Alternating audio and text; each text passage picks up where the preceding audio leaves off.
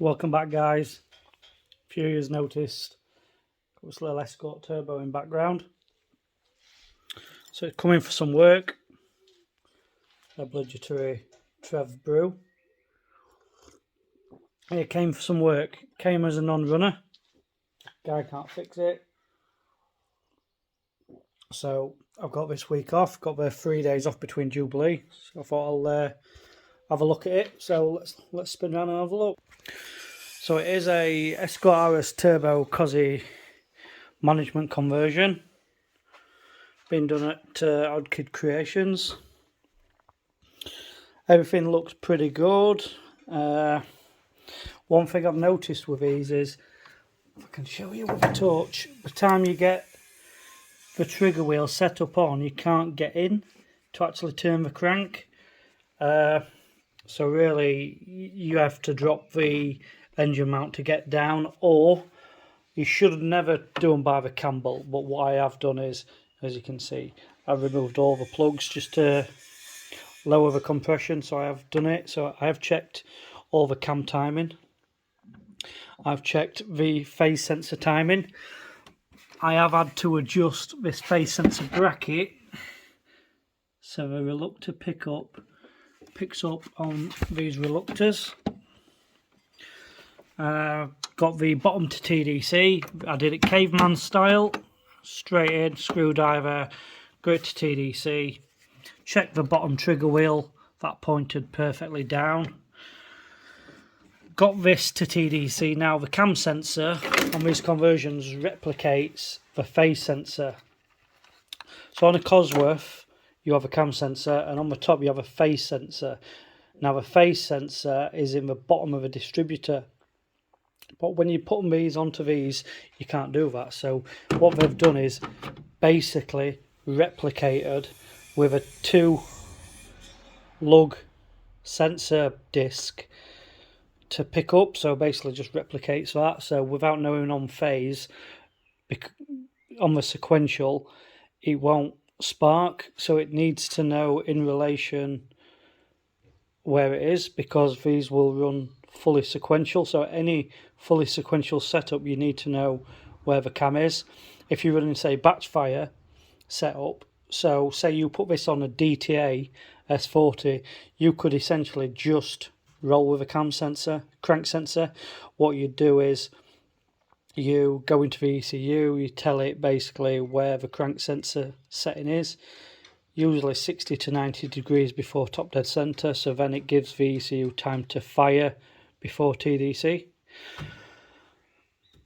But yeah, so I started having a look at it. Everything's ECU's powering up. I've come down here with the test light, checked the power down to the injectors. We've got power down to the injectors. I've multimetered these out. The reason why I multimetered them out, I put them on ohms resistance, and I actually checked, 1, that the sensor's working, and 2, that the sensor is actually picking up the reluctor rings. That and the crank sensor have both come back good. But I then thought, right, let's actually say bell this wiring out. Now, see if I can put the camera down to show you.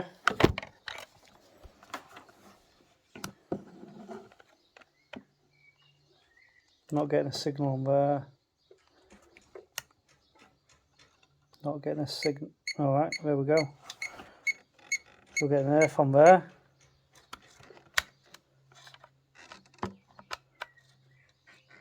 Nothing on the other pin, so that's fine, because all these are do, they're like Hall effects, so we just transfer the, so it'll have a signal, yeah, it'll have a signal here, and it'll just transfer. Basically, once it picks the Hall effect, it just gives own resistance back and back up. What I have noticed is, let me show you guys, I couldn't get into this sensor, so I actually checked this and actually came back, and you can see it's actually got a broken wire out the pin. So hopefully I can repair that, and that is for the cam sensor, so i.e. phase disc. So hopefully that broken wire is the cure of our problems.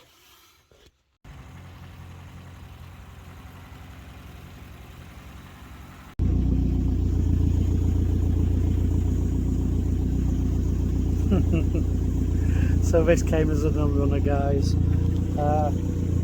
Yeah, turned out to basically it got broken wire in the cam sensor, or i.e. phase sensor wiring. So repaired that.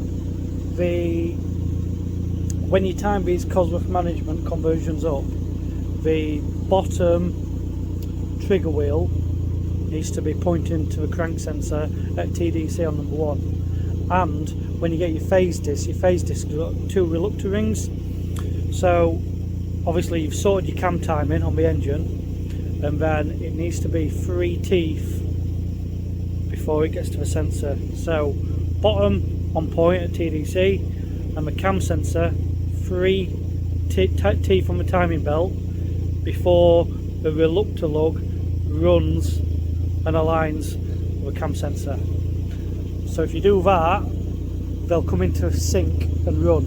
So I'll pull plugs out of this now, give them a clean. It's probably ready for some plugs. How much more I'm going to do with this, I don't know. This car's been off the road as far as the best part of a year and a half, maybe a bit longer, I don't know. Carl, who owns the car, couldn't sort it, pulling his hair out. He tried everything, trailered it over to me. I've had a day on it, just going through everything, checking coil wiring, and it came down just to a broken wire. So I've had to bolt up the alternator, but as you see, seems to be running sweet. So hopefully should be good, and can get it tested. This hasn't run for a long time, guys, so he's not had this running since he blew it up, replaced the engine, and it never ran ever since. So I am doing the usual, keep an eye on oil leaks, making sure the temperature stays reasonable, making sure we're getting heat through the heaters, making sure the stat opens and all the airlocks are gone. If it does sound rattly, but do on video these on CVH. So it's running the Sierra Cosworth throttle body.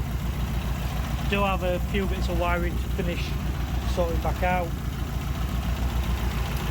The wiring crimps from new terminals.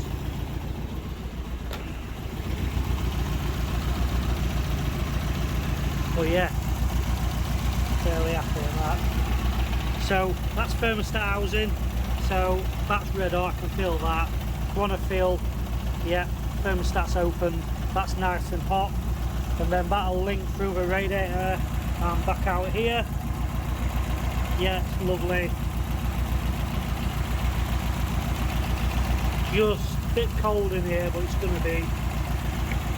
And then we have the overflow from the thermostat, which links back up into there. So yeah, good. So that's the escort done, guys. Parked it away until he gets a new battery and a starter motor. I can't do any more with it. We've had it running, we've had it sat running over for an hour. Fan come in, but as soon as you turn it off, and because the fan's in, there's too much amps coming from the battery, it's just not enough to fire it back up. So I've left it overnight. I'm going to see what it's doing overnight now. It should have cooled down. I want to see if, I mean, well, yeah, let's just even see if the thing starts. There you go, fired straight up when it's cold. So typical idle speed control valve until it gets itself squared up. It has got a layering cam in. So yeah, the car has previously been set up at MSD. Spoke with Carl, it's always started and ran a bit lumpy from cold, exactly like that. As soon as it actually warms up, it just idles really smooth, really nice. Like I said, there's not much more I can do with this. It needs a battery and a starter motor, and then just maybe going round and a final spanner check. Hopefully, fingers crossed, Carl will come pick it up. He's, as far as I'm aware, he's booked an holiday and doesn't want to spend much on the car. So he'll come pick that up, take it away. He's going to shelve that for after his holiday, and then when he comes back, he's going to sort a battery out on it and put a brand new Transit Connect starter motor on. So a few years, if you probably heard the hype on the Transit Connect starter motors, they do spin over faster. They're just generally a lot better starter motor, so I've recommended one of those. What's happening with the car is when you're turning it on, it's got 10 million gauges all trying to go off and what have you. You've got fuel pump going, you've got starter motor needing current to try and spin the engine over. You've also got the ECU trying to read the sensors, and if it gets any interrupting, get my words out, interference on the sensors or the likes, or any glitches on the start sequence, i.e. starter motor playing up, it'll not sync the sensors and tell it to fire in the right sequence. But yeah, as far as I'm aware, that's all I can do with this Escort. It's ready to go back, and look forward to seeing Carl get it back on the road and enjoying it. So thanks for coming back. It's not as been as much as an exciting video as I expected, but it just gives you a bit of a reason as to why I don't always post as much as I should, and also what's happening with Tommy Mac, why is that not getting done, etc, etc.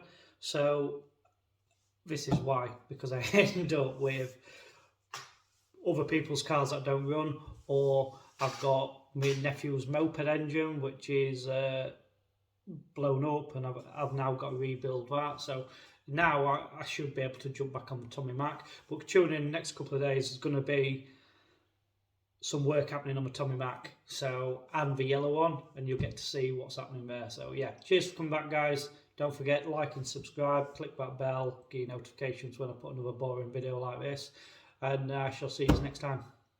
Take it easy.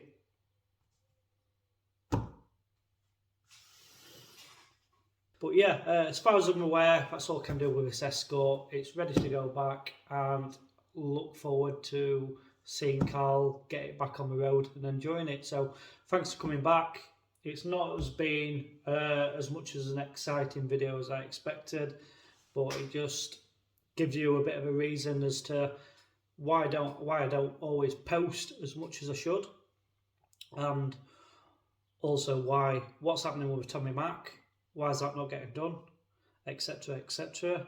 So this is why, because I end up with other people's cars that don't run, or I've got my nephew's moped engine which is blown up, and I've now got to rebuild that. So now I should be able to jump back on the Tommy Mac, but tune in the next couple of days. There's going to be some work happening on the Tommy Mac, so, and the yellow one, and you'll get to see what's happening there. So yeah, cheers for coming back, guys. Don't forget, like and subscribe, click that bell, get your notifications when I put another boring video like this, and I shall see you next time.